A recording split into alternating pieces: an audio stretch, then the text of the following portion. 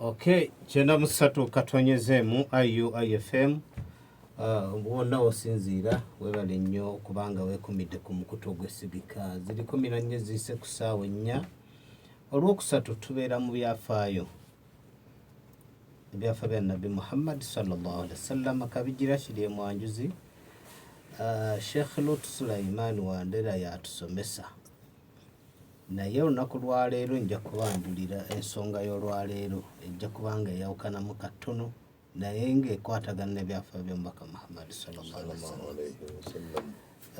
Programu eno osobola ogisanga ku mikutu gyaffe egya social media emisomo gino egya byafaayo IUFM Facebook page ojja kubanga otusangayo ate ne bannaffe aba Kibula Islamic Media nabo batutimbayo n'olwekyo bw'ogendayo ojja kubanga emisomo gino gifuna ate obenga ogabanako n'abaana oba owaako abaana babenga bagoberera.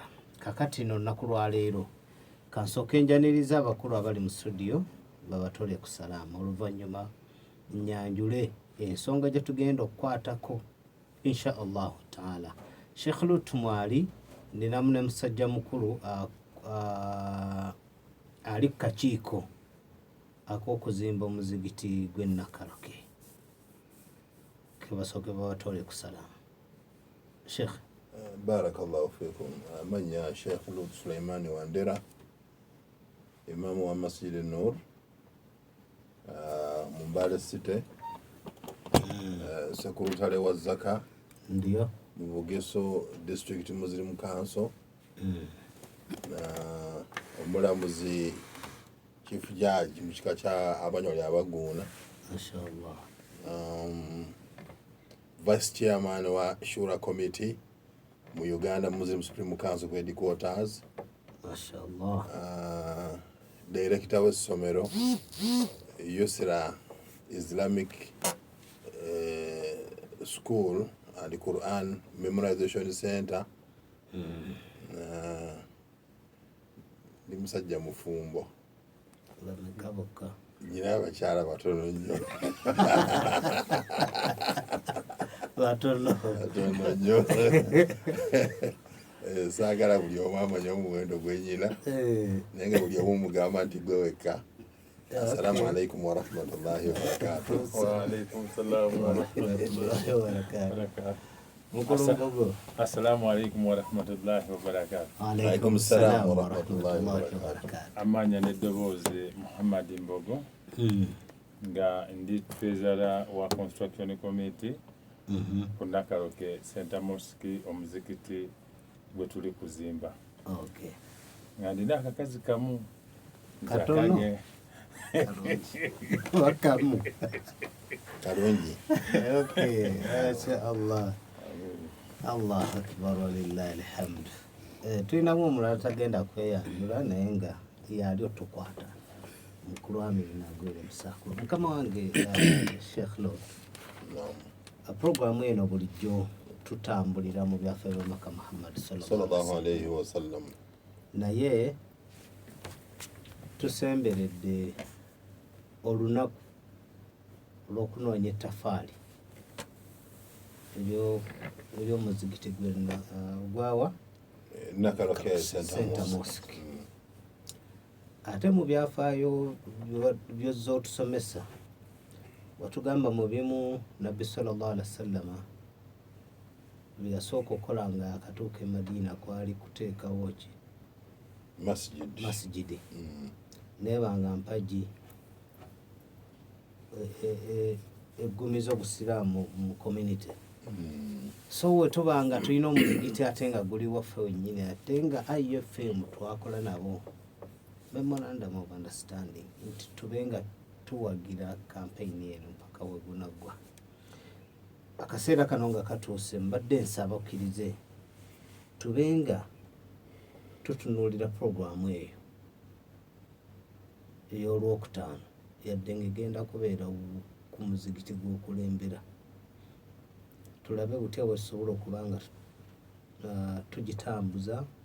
Abatwegattako batwegattako batya era kiki tugenda okukolayo ng'ekigendererwa kirimu kulaba nga tukunga abantu babeerewo tufune ettafaali eriwerako omuzikiti gube nga gusittuka weguli era mu mbeera yennyini twakoze kagendeere okuleeta treasurer wa construction committee owa Nakaloke Center Mosque okubanga naye ayanjula omuzikiti we guyimiridde so mu programu yeeno mbadde nsaba tube nga tutambulira waawo inshallah basi webale kukkiriza kakati embeera bwebeera bwetyo mukama wange era nja kubanga nkiza gy'oli okubanga first of all tutunuulira obukulu obuli mu kuzimba omuzigiti nga nabbi sallallahu alaihi wasallam gwe tusomako ebyafaayo watunnyonnyola oluvannyuma mujja twanjulira programu nga bweri no treasurer naye atubuulire ripoota eri ku muzigiti ku ground inshallah.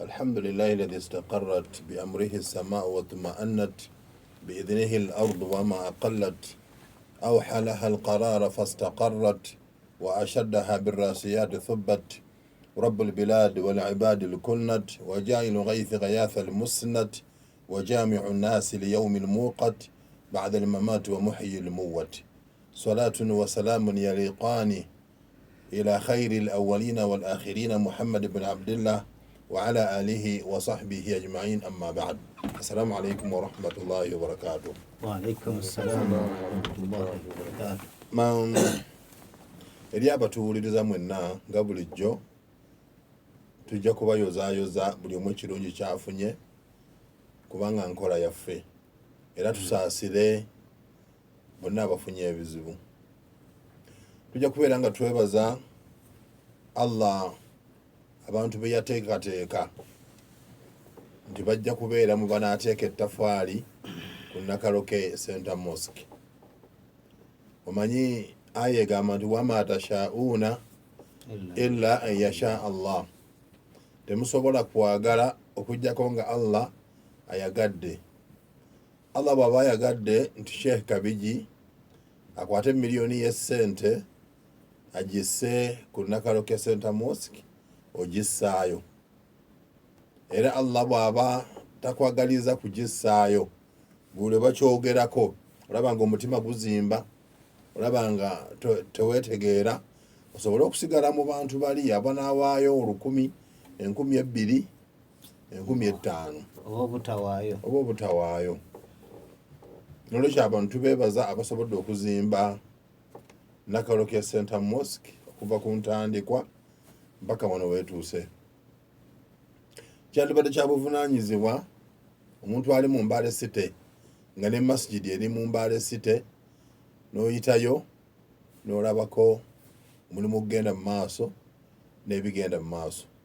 Kikwongera okubeera nga naawe onyumiza abalala, kikwongera okubeera nti muli ofuna amaddu agongera ku ekikolebwa. Allah tabaraka wa taala tumusaba nga tumwegayirira asaasire Dr. Galiwango kubanga yali mpaji nnene mu mulimu ogwo, era Allah ntumusaba asaasire muzeeyi waffe Haji King Nasa kuba naye yali musaale nnyo mu kintu ekyo. Era Sheikh Kabiji njagala okutegeeza nti abasajja bombi abo singa babadde weebali ate Masjid eyinza okubeera nga teyandibadde ku level eyo weeri, yandibadde ng'ena level gyetuuseeko, naye nga all in all abantu abo juhudi gye baawaayo tusaba Allah agikkirize, era abeere nga abazimbira ennyumba mu jjana nga Nabbi Muhammad sallallahu alayhi wasallama bwe yagitusuubiza. Masjid erina roolo nnene mu community, naddala ate bw'ebanga eri mu kibuga ate roolo yeeyongera, era buli abeera atadde omuzikiti mu kibuga mu trading center aba takoze roosi, kubanga abeera agenda kuganyulwa mu bintu bingi, kubanga omuzikiti ogubeera mu kibuga oba mu trading center mubaamu ebika by'emirimu egikolebwa mu muzikiti nga bingi. Kati omuzikiti bwe gukoma okuba n'ebika ebingi ebya ibaada naye wakoma okufuna empeera. Nabbi sallallahu alayhi wasallam ng'atandika daawa kino kyogera wano mu porogulaamu yaffe eyabyafaayo by'obusiraamu bwe yamala okufuna abasiraamu abasuuka 10 yabakuŋŋaanyizanga mu nnyumba ya Arqamu mutabanyi wa Abul Arqam asobole okubasomesa eddiini. Era bw'asenguka n'agenda e Madiina mu kifo kye bayita Quba, bw'atuuka mu kifo ekyo awwalu shay'in qaama bihi binaa'ul masjid, kye yasookerako kukola kwali kuzimba muzikiti.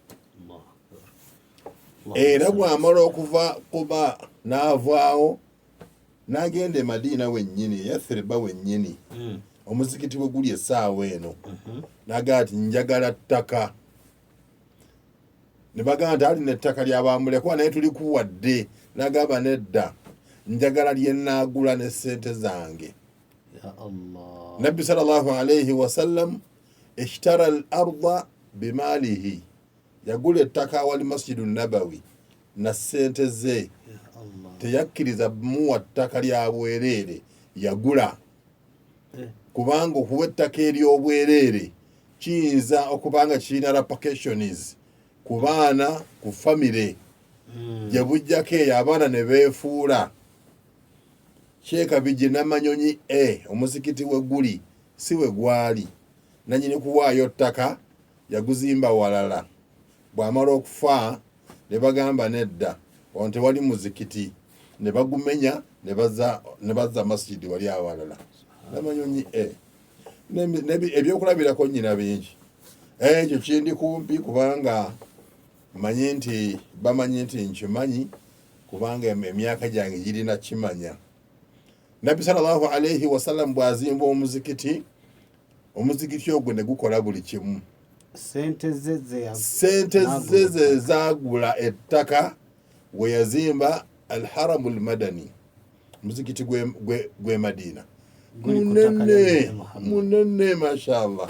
Sallallahu kutwale ya rabbi. Amin. Nabbi sallallahu alayhi wasallam omuzikiti ne gubeera gwa ibaada nga Masjid. Omuzikiti nebeera kooti atuuzaamu emisango n'alamula. Omuzikiti ne lifuuka ssomero asomesezaamu abantu eddiini. Era sahabi omu atunyumiza nti Nabbi sallallahu alayhi wasallam yali akozeemu halaqat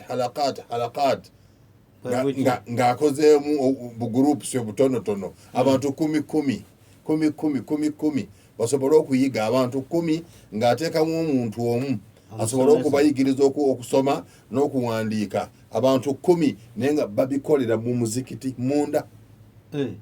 Era mu masjidi mwe mwali mubeera okutraininga abantu engeri gye bakozesaamu ekitala n'engeri gye bakozesaamu obusaale dakhil al masjid. Era mwe basomeranga buli kimu.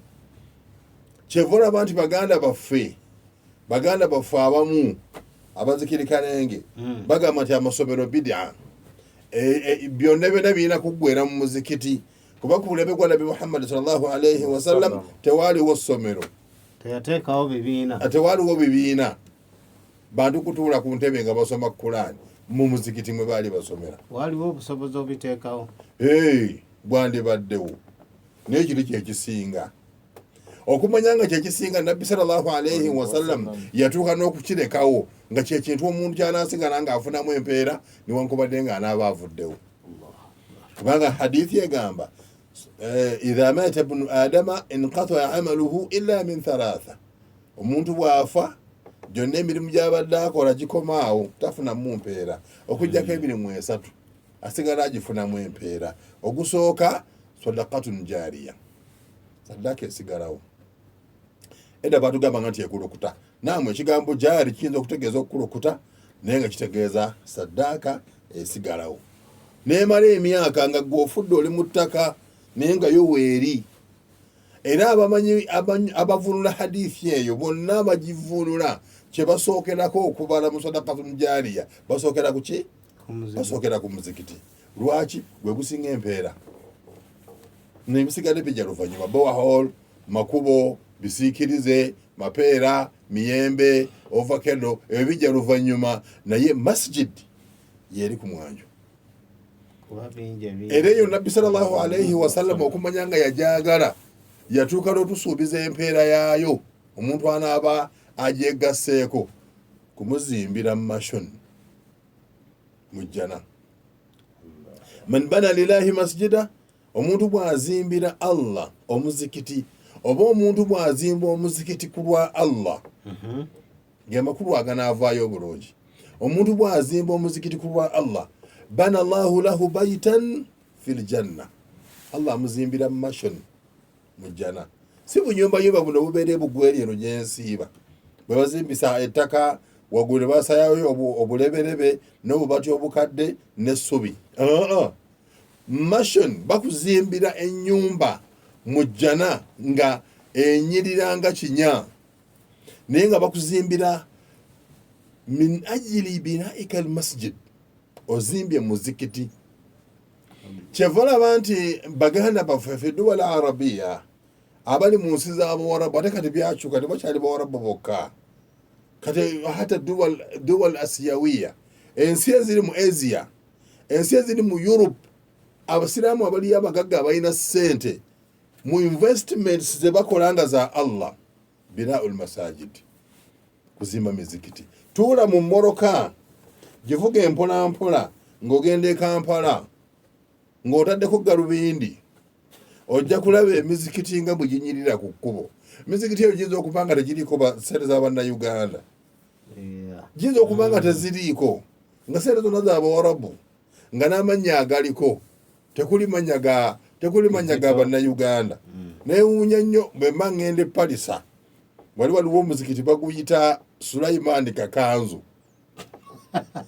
Kakanzu Allahumma ighfir lahu oyo olaba nti eyateekawo ekintu ekyo sadaqatun jariya yagiwa Sulaiman Kakanzu kati bwano tofuna ebizibu bazimba omuzikiti gwe mubadde muyita nkoma masjidi ne bagutuuma masjidu tuwajal n'erinnya nga libalema okuyita naye babeera bagutuuma omufooli nanyini sadaqatun jariya gwe bakoledde ne baguyita masjid Abdurrahman mumuyinza okulowooza nti baguyita Abdurrahman bun Auf bategeeza Abdurrahman oli eyafa gwe bakolera sadaqatun jariya Nabbi sallallahu alaihi wasallam mu hadithi emu atubalira nti omuntu bw'afa ebintu musanvu bimugoberera era kiyasookerako okubala n'agamba nti masjidun banaahu ekisooka omuzikiti gwe yazimba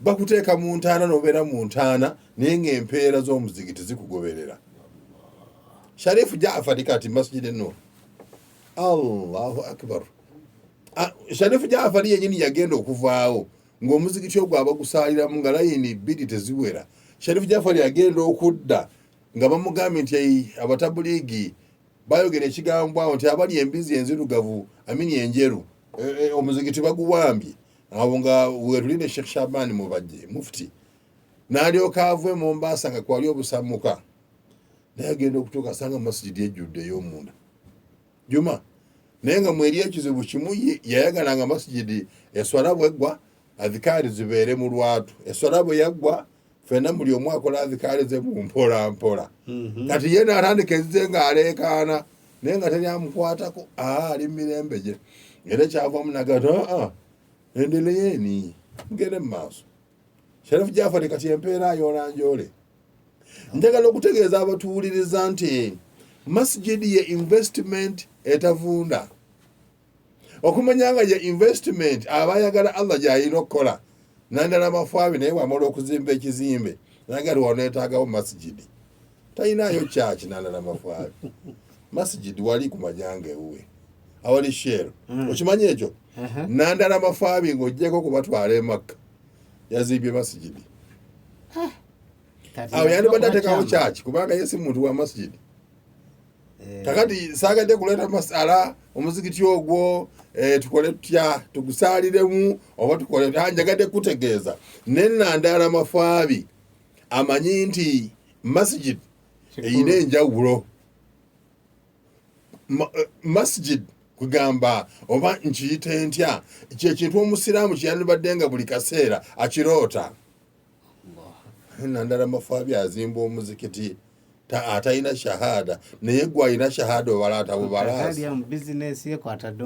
Yes, ekizimbe awali omuzikiti ku kizimbe kya Nandala Mafo yandibadde nga akipangisa bano abazanya puulu, akipangisa bano abakola emirimu emirala, naye nagandula muzikiti gwa Katonda guno mujja kusaalira wano eswala. Noli baali bambuuza kwanza nago bagumpe mbeere imaamu waagwo bagumpe mbeere imaamu wa mizikiti ebiri nsaaza zuhuri wano asuli ngenda asaaza wali. Nolwekyo masjidi eyo Allah jalla jalaaluhu yagituwanga nga bonus yensonga lwaki sente ya zakatul maal tegenda ku muzikiti lwaki era egenda ku bantu abanaku abaavu abagikolamu abakasiramuka abamabanja abali mu makomera abali mu ngendo abali mu jihadi abasomesa Qurani. Ebyo zaka egenda mu bantu. Zakatul maali tegenda ku bintu, egenda mu bantu. Emitendera 8 kino Allah n'akireka. Lwaki akireka? Abasiraamu beyongera okufuna empeera.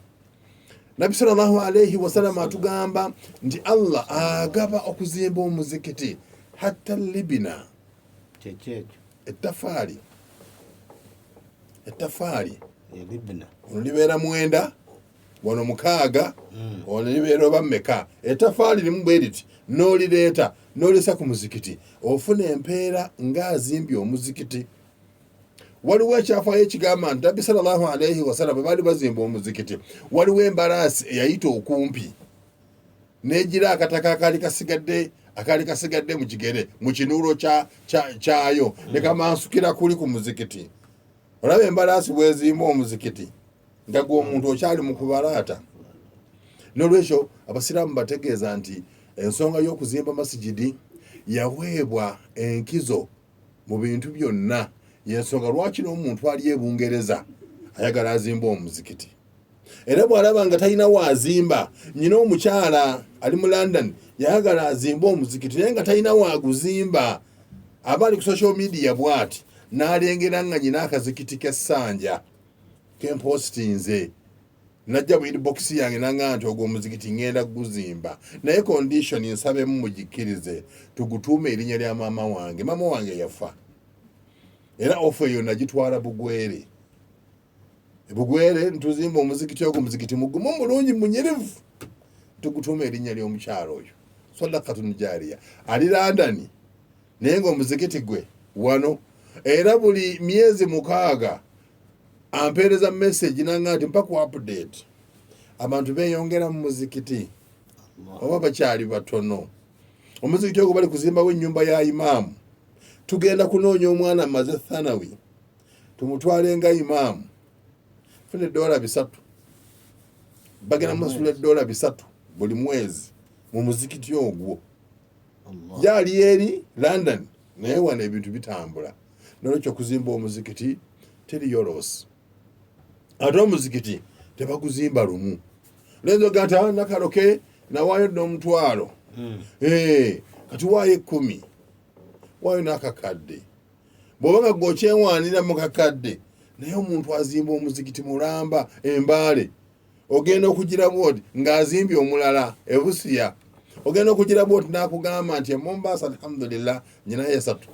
Nzijukira we twali mu waliwo fundraising gye twali mu Wash and Wheels ne watwanjulira abantu nga buli lunaku ateekayo $10,000 Yes. ku Nakaloke Center Mosque. Yes. Abo be bantu abategeera nti bagenda kufa. Sheikh Bijikasa nomanya nti ngenda kufa mu nsi muno nvwemu. Tuyinza kusigaza sente mu nsawo. Kubanga Nabbi agamba sallallahu alayhi wasallam ngabuuza basahaba nti ani kumwe araba nti maalu warithihi ahabbu ilayhi min mali. Nti mali y'abasikabe ajagala nnyo okusinga emali ye. Bonna basahaba ne baddamu ne bagamba nti ma minna ahadun muffe tewali muntu yadde n'omu illa wa maluhu ahabbu ilayhi min mali warithi emali yajagala nnyo okusinga emali y'abasika nabbi kyeva bagamba nti inna malaka ma qaddamta ekiyitibwa emaali yo kikyo kyobeera owaddeyo n'okyejjako ng'okyali mulamu wa inna mala warithika ma akharta ate emaali y'abasika yesigadde emabega nakigamba muganda nange ali boto koza Allah omuwadde ki gwasinga ebizimbe mu kibuga Allah omuwadde ki naga nti guno kanteeke wano omuzikiti naga naye guno tegujja kumala bulungi kanteeke nawali omuzikiti aloka ateeka omuzikiti mu tex park ateeke n'omuzikiti ebusaamaga era ebyo ebibiri egyo emizikiti egyo egyasigala eyo yemaali ye bino ebyasigala abaana babigabana buli omu n'abikola kyayagala nolwekyo okusonda ettafaali kwatandika dda twakuggulawo na marathon bano twadduka emisinde ne tutuyana ntulaba ebyewuunyo omwana omusebbeyi baatusimbulira kumu naye fe tugenda okutuuka wano enkoma nga yamaze addayo kubanga twali tudduka kulokutawa noda ku poliisi noda ku katale nokkirira noyita ku bugwere market ndasueria nozinga enkulungu eyo noda ku naironi nokyuka fe masajja batu okugenda okutuuka wano ku ayu ng'omwana w'essebbe yatuyitako awo addayo n'abamu nga tebadda bakuva na munsi marathoni oyo yatunyumira kubanga twali tutandika tafaali kuzimba nyumba ya Allah abategesi bagende nolwekyo omulimu ogwo ne gutambula tugenze tugukola Abasalamu TV bagukoze mu Ramadani yonna ne batujja ne programs endala era nze ayo banyumizanga bunyumiza nti amuza matano akutumira ani akutumira naye tubeereri mu kusindana oli bw'ateekayo 5 n'osindika 10 oli bw'asindika naye 10 n'oyongerayo omutwalo tezange ezongeddeko lwaki bakusinga eddakiika ziri 40 ekamalize na kano Masjid Noor kwe kugamba Abasalaamu ne batugamba nti Masjid Noor yejjajja w'emizikiti egisigadde egyabala tawhid. Tulina okugamba aba Mbale City nti muleete ettafaali tulikuŋŋaanye tumanye nti Masjid Noor ekyalina ekitiibwa kyayo. Bwe bamala okutuwa porogulaamu eyo ntugamba nti akati naffe gye tubadde twagaza embazi kibuyaga asodde kwe kusaba abagagga abali mu Mbale City mujje muweeyo obugagga bwammwe. Allah abasiime, Allah abakuumire emaali. Ku Juma Allah jalla jalaaluhu ajja kusindika bamalayika be kubeerawo kutunuulira bamwaleese mmeka zaawadde Allah. Yes. Mutabanyi wange muganda wange Isa owa Beauty Center malayika zigenda kubeerawo nga ziraba mmeka zaawaddeyo lillah. Baganda bange bangi abalina ssente mu kibuga omwo kyakoze bulungi bonna nabaweereza amabaluwa konze mujje muleeteza Allah bajje muzaabwe baleeteza Allah ezaabwe bazisigazeeyo. Eno enkola egamba nti omanyi ku muzikiti ebeerayo emiranga mpeereza ekinusu ekyo agamba omwana amuyambako mu dduuka mpa ekinusu ekyo bwe banakuba omulanga nga nsuulayo ekinusu kakati genda mu banka akutulira edduuka nga talaba kola withdraw ya milioni 10 niye egambe nti Allah zino zizo nkwebaza abantu abanaku bangi tebalina kyakulya nze wampa ne zinnama n'okukuuma nzitwala mu banka ne bankuumira di Lwakutaano naku z'omwezi mmeka 2 wa Masjid Noor saawa mmeka olumala ejjuma bwe tuti bani abagenda okulembera drive bani abakikulembera ekyo asooka agenda kubeera Sheikh Shafiq Mafo oyo ye khatib wa Salam TV. Then kunaabeerako Haji Kalisa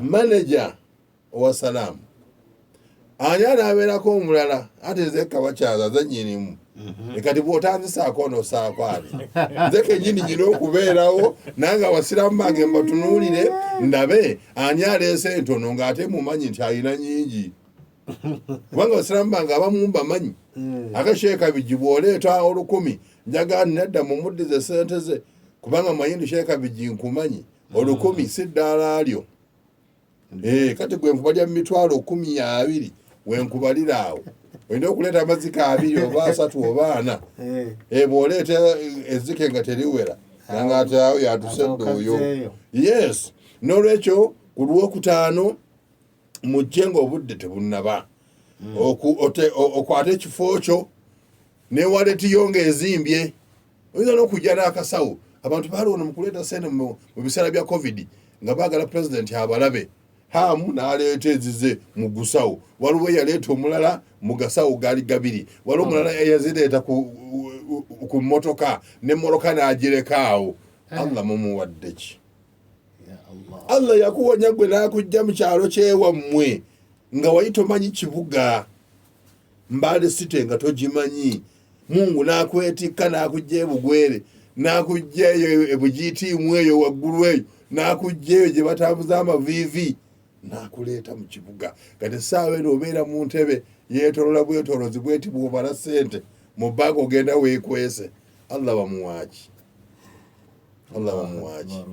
ogenda mu ddwaliro n'otunulira omuntu nga bamutaddemu akapiira mu nnyindo baleeta ebbomba ey'empiso ennene amata basika busini ne bagasindika busindisi bwe bati naye ng'otambula butambuza ennyindo tezirinayo ogamba obulago kyoyagadde okuyiwayo kyoyiwayo Mungu bamwebaza ki Jangu nga 2 ku Lwokutaano Allah ngena kyogenda okumwebaza Allah yakuba omukyalo mulungi ayita bawangi ssebo Mungu lwaki tomwebaza nga abantu balina abakazi babayimirirako buyimirizi omunaga ati bannange lwaki togendako mu baganda n'oyiga abaganda bwe bakola ne Mungu yakuba omukyala niwokolola ayita bawangi Mungu tomwebazanga Mungu yakujja mu muzigo n'akujja n'emusubiri ewammwe gye wava ebudaama oli mu nnyumba etunulanga muntu nabuza mukwano gwange ali mu tawuni awo nti enju eno yamalawo sente mmeka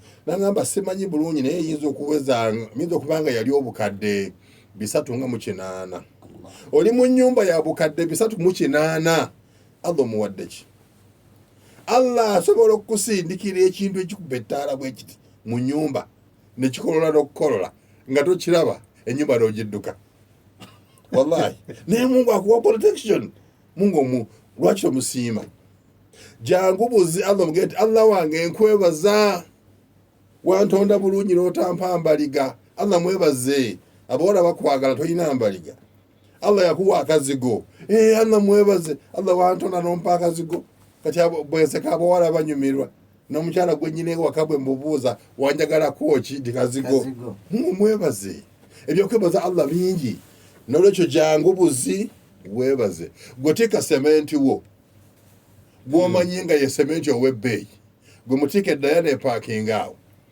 wetunatandikira nti bannanga obage nti nze eddayana eyo yonna ngiwadde Allah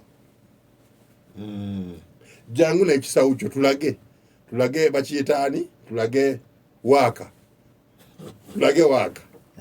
Jangu n'ekisawo balowooze nti weetise biveera nga n'omwana akwetiikiddeko omugende Haji Kaliisa ekindeese wano kwebaza Allah kumpa baana abantu banonyeza abaana ku nnyanja ebujagaali nga tebaliiyo naye nze niwe mbipinga obubipinzi Allah mpa abaana ekindeese nzize kwebaza ogusawo gwe ssente oguteeka awo waliwo oli wakyadira balongo exactly nyina mukwano gwange yakazaala abalongo emirundi 4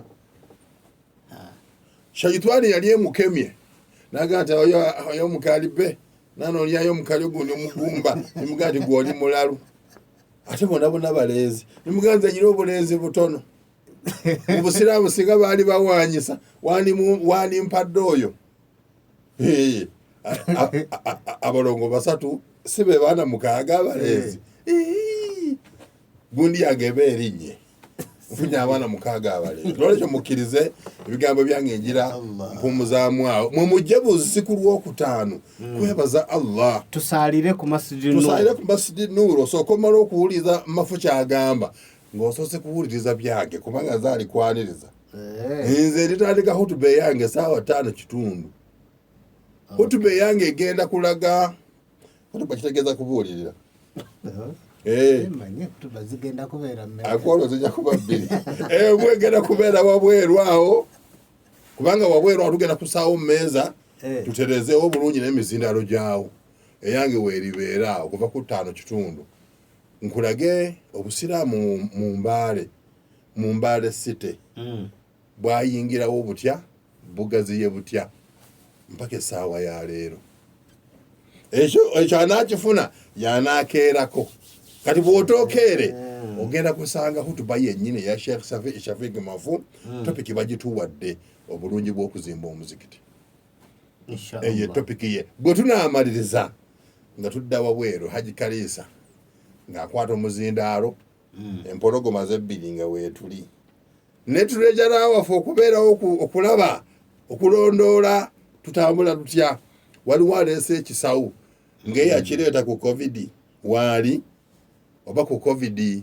kubanga omunene namba emu w'eggwanga ye yaliwo naye wano malayika zijja kubaawo naye Allah ng'ali ku arish malayika zikole ripooti nti awo omugagga wo gundi guwagabira ssente mu ssente aleese obukadde 10 oba omugagga wo guwagabira ssente azze akunakuna n'omutwalo gwaleese mumwage nti aneebaza na mutwalo naye ng'omukyala waka ayina essimu ya miliyoni 3 omukyala ayina essimu ya miliyoni 3 nze aleese mutwalo kati wali abantu bajja kwebaza kakati naffe abatalina tujja kusaba Mungu kutuwa leeta omutwalo Allah wange nkusaba saddaka yange jikkirize ongabirire nga gundi okole enjawulo yange naye nze kumanya nti gwe yazimpa nsobole okubeera nga nzikuddiza njira nkoma obudde bunaaca inshallah kubanga Nakaloke na Mosque eyo njagalira ddala kubanga ge makula gaffe bwemanga sijogeddeko mba nnimba bulimbi ya Allah barakallahu fikum barakallahu mulizo omulungi njaga kubanga nkutusaako ekirango kino oluvannyuma tulabe tulekyala atuweeko brief ku muzigiti wegutuuse wempita buli lunaku wensaalira naye treasure ajja kubanga akuwa ekifaananyi ekituufu n'omuntu oyo yandibadde agamba nti ndeeta sementi oba ndeeta matiriyo tumanye kika kya matiriyo ki kuba baŋŋambako si buli sementi nti akola eyo kuba omuzigiti munene gwetaaga sementi nga wa mutindo treasure ajja kubanga tutegeeza famire y'omugenzi Haja Sumaani wa Mboga Namagumba bebaza abo bonna abababeererawo mu kuziika maama waabwe Hajati Fazila na Gudi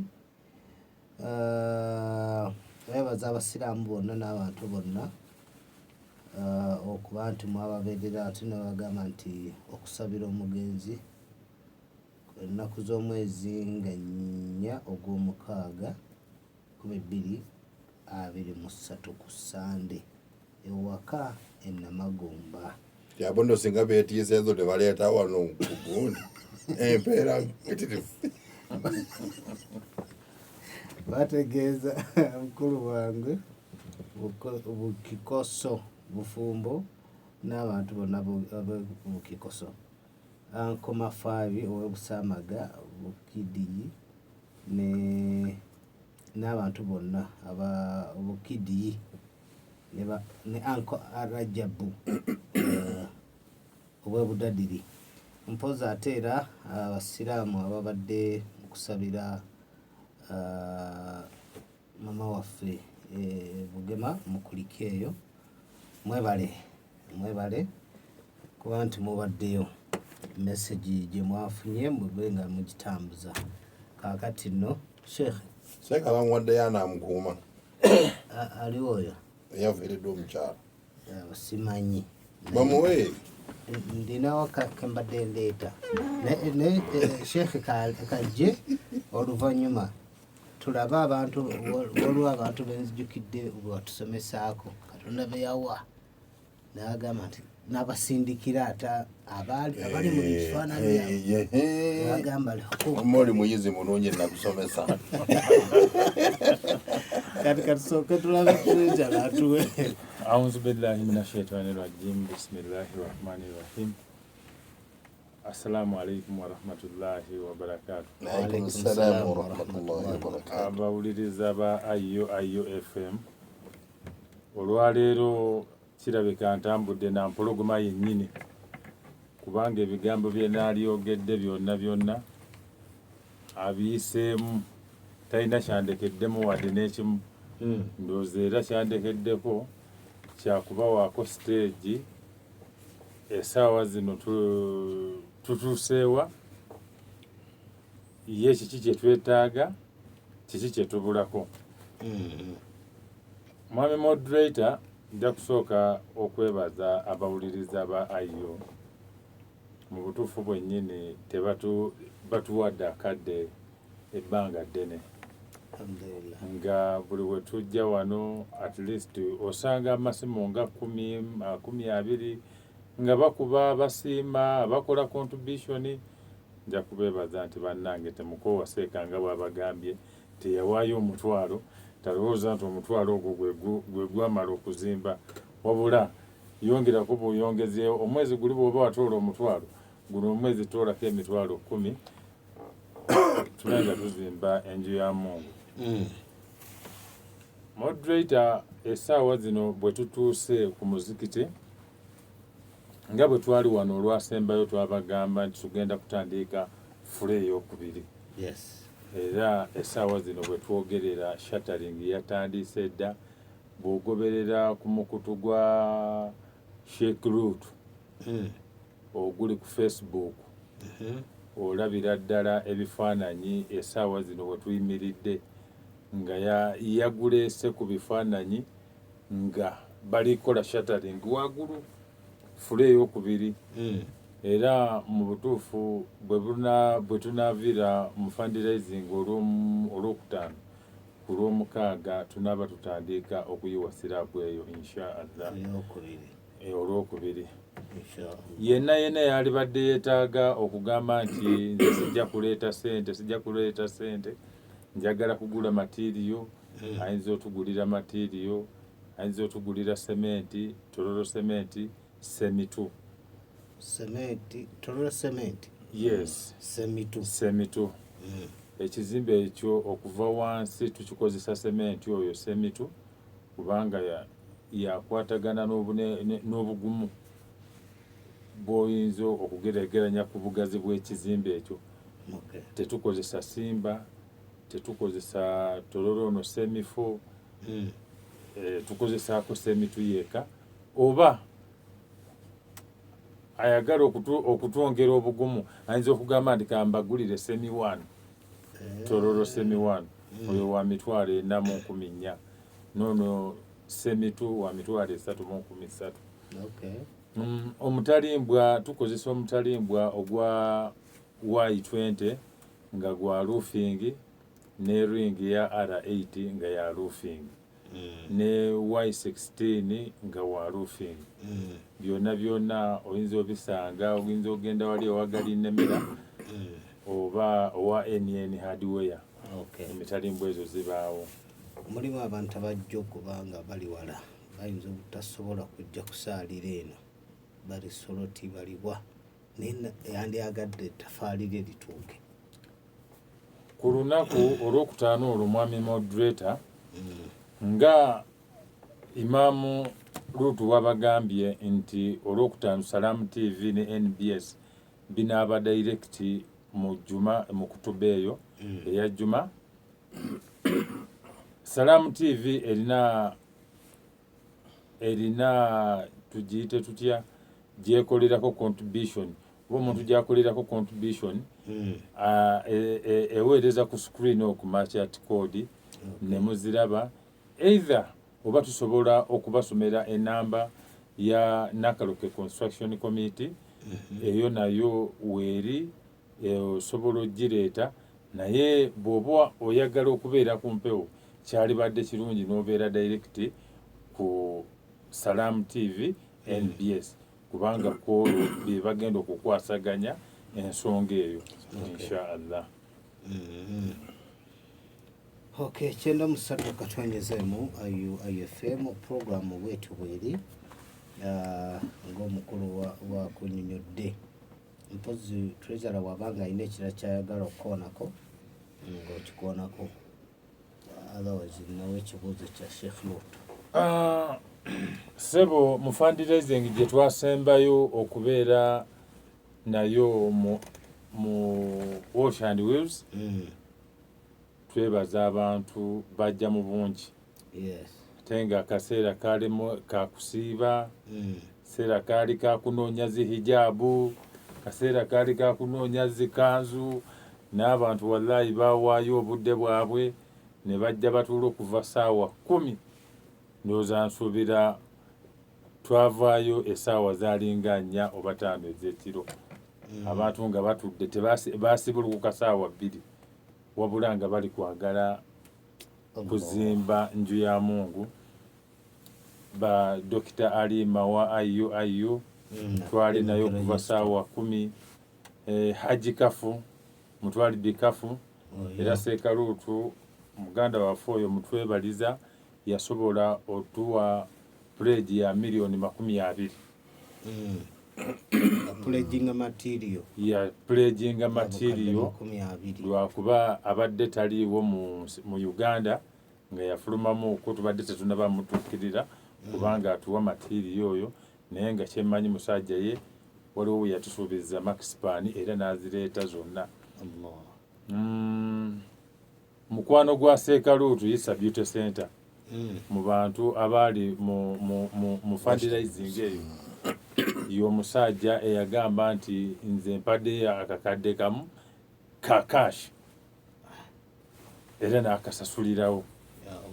Ne tubeera ne HMwa Nkoma SS n'atupulejingira obukadde 5. Ne tubeera ne HMwa Mbale SS n'abatupulejingira na pledging obukadde 3.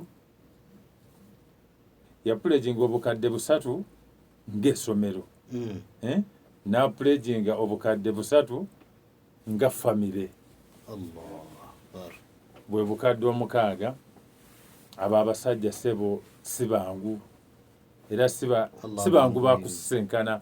Omuntu agamba nti nze mpaddeyo akakadde mpaddeyo zino naye ng'aziwaayo talina kyali kulabakaawo wabula asuubira busuubizi nti luliba olwo. Mungu n'agamba nti akako ke wakola ku duniya kaakano kusasuddemu bwenti nga imaamu wasomesezza.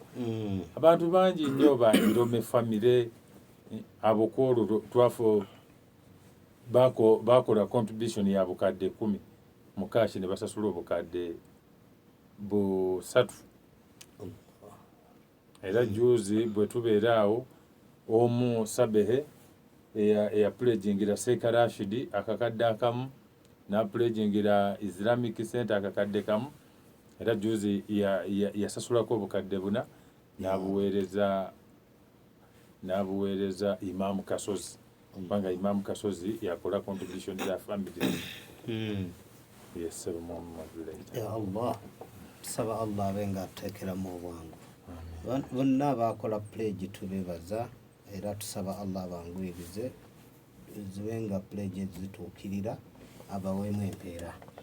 Omulizo omulungi eddakiika zigenderedde kuba twayingidde 5 naye n'ekintu kibadde kinkoona wano naye nga tonnakumbuuza nga bw'ogambye okumbuuza.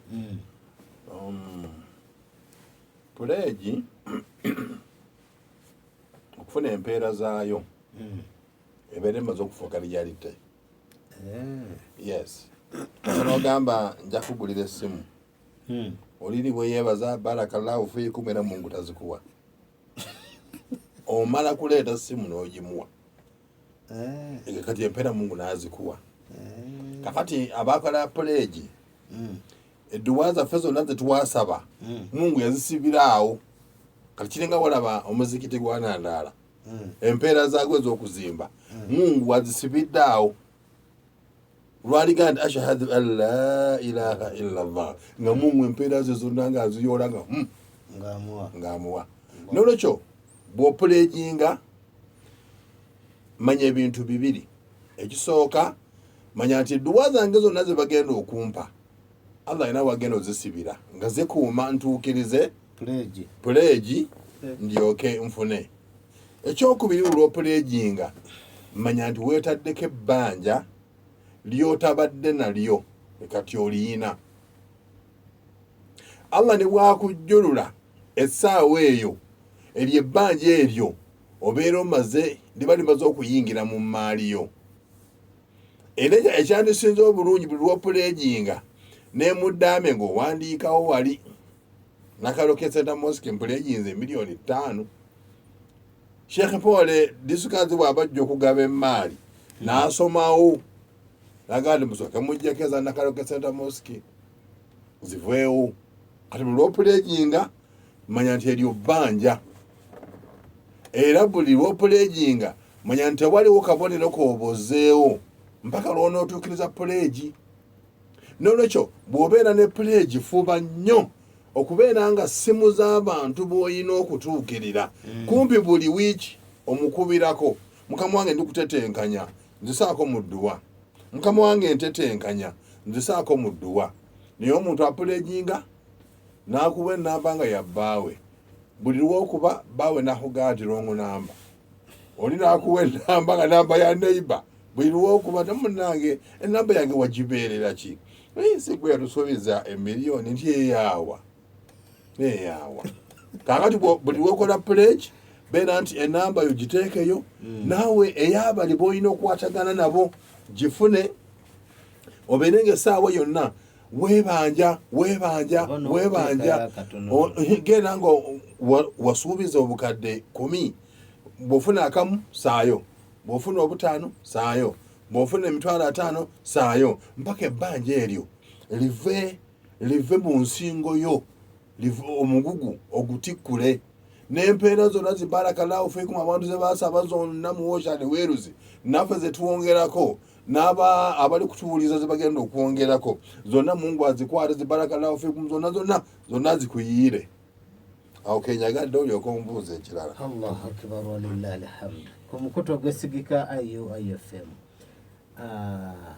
kyembadde mbuuza twogedde ku bantu manyi oyinza okusomesa abantu obulungi obw'okuwaayo omuntu natunula n'agamba naye maali eno ndina abaana obuvunanyizibwa nga bungi ndina abaana sirina kyentegekedde baana kwate sente zonna nziteeke ku muzigiti kati abaana mbalekera bwenfa nenzijukiramuko abasajja bali bwatusomesako 3 omulala simanyi yali mulwadde waki kwaliko ow'olukuku n'owekiwalaata nakubaako n'ebuzibe komekereza naabo abantu abo Katonda yabawa ebyengera yali ow'olukuku Allah n'amusindikira malayika kikyoyagala mu bulamu bwo nange njagala mbeeko n'akasusu akalungi abakazi tebaŋŋaana mumpeeko ne ssente waleti yange ebeeremu akantu malayika nemusabira omusajja oyo n'atereera essaawa eyo n'amubuuza nti mu maali oyagalayo ki tinjagala ŋŋamiya ne bamuwa eŋŋamiya yange n'atera okuwaka malayika ne yeeyongerayo n'egenda ew'omusajja omulala ow'ekiwalaata temulaba essaawa eno nti kano kawalaata ka nsimbi edda kaali kamogo nga wobeera n'ekiwalaata gwasirisa abaana ku kyalo abaana bakudduka oyo ataba ebitwe akati malayika negenda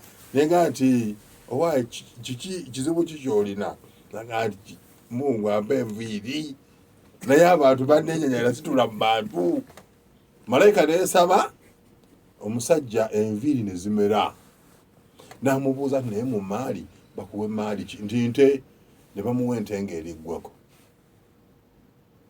era malayika nemusabira Allah aguteremu bwe yamala malayika negenda ewa muzibe owaye muzibe olina buzibu ki? Naga nti maaso, Allah nziriza amaaso osobole okulaba abantu. Namusabira amaaso, Mungu nagamuddiza. Bwe yamala namubuuza nti mu maali nkuweeyo ki? Naga tampe embuzi nja kusobola okulunda. Malayika neesaba naweebwa embuzi nga kuliko n'ennyana. Kati ne wayitawo emyaka. Bwe wayitawo emyaka ne wajjawo omusajja. Omusajja oyo nga naye ali mu kifaananyi kya walukuku. Najja namugamba mbadde mutambuze naye obusobozi bumpweddeko. Nkusaba ku lwoyo yakuwa eddiba lino eddungi nakuwa n'emmaali. Onyambe nsobole okutuuka gye ndaga. Namuddamu namugamba al-huquuqu kathiira. Nyina obuvunaanyizibwa bungi okulabirira abaana, okulabirira omukyala, ate kino. Aga nti sirina. Gamba nga wali mwavu, Allah nakuwa bino. Naga nti weerabidde emmaali yange eno nagisika kuva ku bajjajjange. Malayika neryoka emukuba edduwa. Emugaa nti nkunta kadhiba, bw'obanga olimba fasayaraka Allahu ila ma kunta, Allah akuzzeeyo gye wali. Mu kaseera ako omusajja oyo emmaali nebulawo swi, n'eddiba eddungi ne livaawo, n'atandika okwetakula, omubiri nga gufuumuka evu. Ekimutuusa awo bukodo. Bamusaba ente eki, kubanga omusabe yamugamba nti inni as'aluka baqara, nkusaba yente emu bweti, ataballagu bihi fi safari, ngikozesa mu safaari yange ente emu bweti. N'agaana. Mungu n'amuzzaayo. Olukuku nayo amini ow'ekiwalaata nayo sitoole yali bwetyo. Omugati nkusaba ku lwoyo yakuwa enviiri ennungi. Nkusabayo ente emu bweti. Oli amusaba ngamiya. Nkusaba yente emu bweti, ngikozese mu safaari yange. Naye n'amugamba nti buvunaanyizibwa bungi. Nyina abaana ab'okuzza ku ssomero, nyina baganda bange, nyina abakozi, nyina kino sirina. Mugamba naye nga ndi ngaakumanyi. Tewali musajja mwavu ng'oyina akawalaata ng'abantu bakudduka gwowe ebisiraani. Mungu n'akuwa bino. Aga nti olimbye. Nze maali gye nnyina nagisika ku bajjajjange. Namukuba edduwa ng'eyooli. Amugaa nti bw'oba olimba Allah akuzzeeyo gye wali. Enviiri ne ziddukayo n'akomyawo ekiwalaata kye, n'asigala n'ekiwalaata kye nga n'ente zonna ziweddewo. N'agenda ewa muzibe. Bw'agenda ewa muzibe n'amugaa nti nkusaba ku lwoyo yakuwa amaaso, nkusaba embuzi eki ngikozese mu safaari yange. Muzibe n'agamba nti lakad kuntu ama, nali musajja muzibe, faqiran, nga ndi musajja mwavu, n'abantu bannennyanyala. Atwani llahu hadha almaal, Allah nampa emmaali eno. Bwe yakyuka n'amuhundako bw'ati n'amugamba nti fakhudh ma shi'ta wada' ma shi'ta. Kwatamu embuzi z'onaaba oyagadde, ondekerewo z'onaaba oyagadde. N'alayira nti fa wallahi, ndayidde Allah, sigenda kulwanyisa fiima akhadhaka Allah. Allah ky'anaaba akuwadde nti okutte kino, sigenda kulwanyisa. Malayika kyeva ejja n'emukoonako n'emugamba nti imsak alayka maalaka, sigaze emmaali yo. Wa innama btulitum, Allah yayagala kubagezesa. Waqad radiya Allahu anka, gwe Allah akusiimye, wasakhatu an sahibaika, naye banno bali ow'ekiwalaata n'ow'olukuku abasunguwalidde. Era wenjogerera essaawa eno kati banaku bazibu. Kye nakugambye nti Allah mwebaze eyakuggya e Kadama n'akuyingiza mu site, n'akufuula omugagga nga banaabala abagagga bambaale site nga bakubala.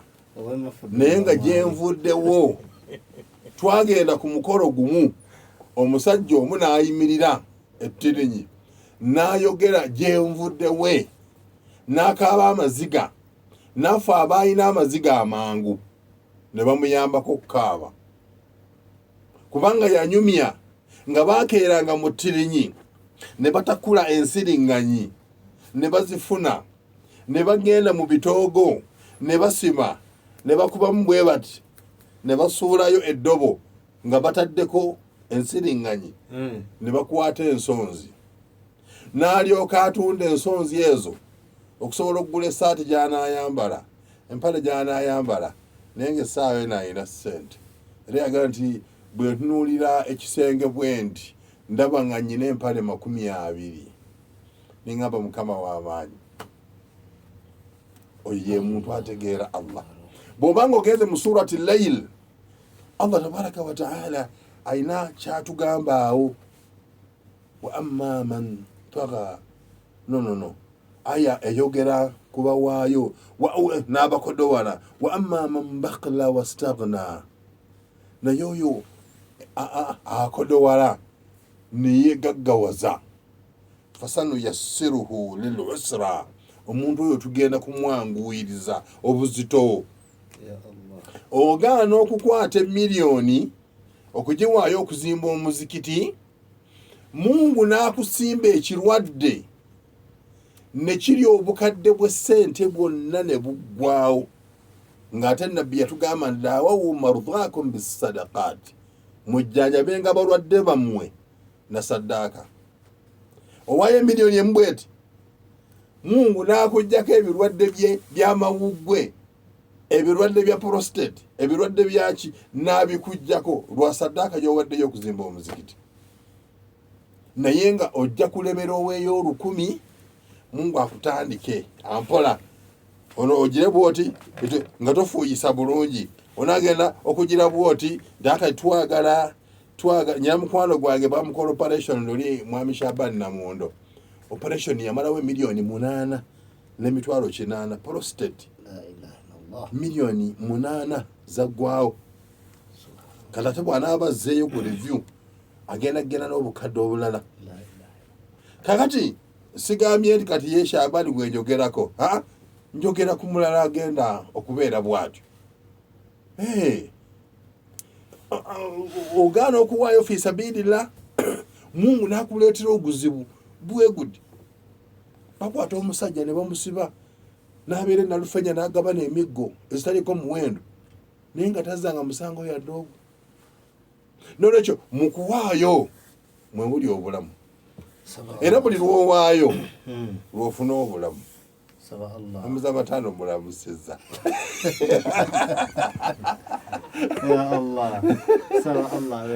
amiina ya rabbi amiina ya rabbi eyo sampo ya hutuba yange akati alijja amangu yaligifunako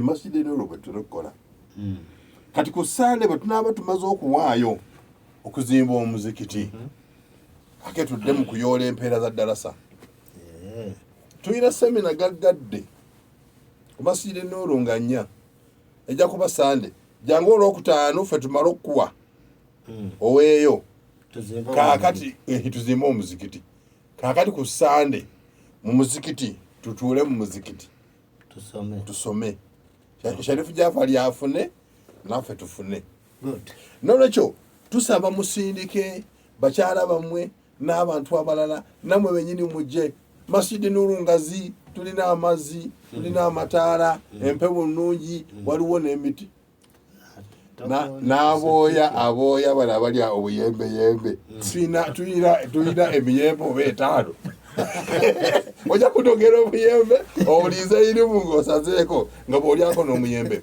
ebyokunywa n'okulya nga Masjid Noor bulijjo ffe wetuli ogamba bugambe nti sijja kulya ndiga ne bakuwa embuzi oba ne bakuwa eyente tewajja kubaawo enkoko zaffe abasomesa abanaasomesa olunaku olwo tugenda kubeera abantu 6 gwe jangu buzi nze nzaasookawo ku makya nze bwe nvaako wagenda kuddawo Hassan Risaacha w'amaanyi oyo naku zino atambula ne Senga yasabu irimu ey'enjawulo awo Senga akati Hassan Risaacha bw'anaaba amaze bw'amaliriza omwana wa Soyiro Seka Hussein bulafu. Yes. Seka Hussein ali shuyo bulafu. Musomesa wano kuzira. Yes, akwate mu kintu. Oyo bwavaako. Bas, akati awo empologoma ze Kampala. Seka Kiti. Ayingirewo. Ne akida. Ne Seka Kiti yamanja ala atusomesa. Tanna tugamba. Seka Kiti ayingirewo. Seka Kiti bwamala. Akone kusali boposa tujango obuze ku bantu. Kati awo kyeyune. Alyoka ajja obubuuzo bonna obunaabeeraawo abugaye tugalewo olunaku nolwekyo omuntu agenda okufiirwa Masjid Noor ku Sande anaaba afiiriddwa kinene era bano abatera okuteekateeka seminars ku mizikiti eyo ku Sande zonna ezo semina muziggale musooke mujje mwenene kati nze ntera kubeera mu byalo eyo nga nsomesa kati ali anaabasomesa nze ngenda kusomesa eno akati mubonabona bujje mubeere eno musomere eno era nze kati balabadde balanga edduwa yaabwe bagisome kironga bukyala ate kakati ffe naam Sheekh Bigi nze wenkulidde ng'edduwa yaba 40 baada fajiri era mugenda okujja saawa 3 musange sepichinga njereere n'olwekyo abagenda okukola edduwa ku Sande eyo basaaside busaasizi naye nga ntandika okusomesa ku saawa 3 ntandika okusomesa abakyala bajja kutuula bulungi n'abaami batuule bulungi emizindaalo mirungi ebyokulya weebiri ebyokunywa weebiri mwe mujje buzi komedi yekaya ataabeerewo kubanga mu muzikiti tuli mu kufuna irimu nga gwe oleeta bitategeerekeka n'olwekyo keerako kenjagala mumalize nako nti omukyala anaasooka okukeera ekirabo kimulindiridde kasita n'oba nga gwe mukyala nnamba emu asoose okutuuka mu semina ekirabo onookisanga mpe n'omwami n'omwami byala afayo ekirabo tukwate y'amasimu era kyembadde kugamba abuza amataano mutomede mukwano gwange sabaza munsaasirire headmistress wa Nakaloke SS ajeti masituula sabaza mutuwangaalize n'abalala. Assalamu alaikum.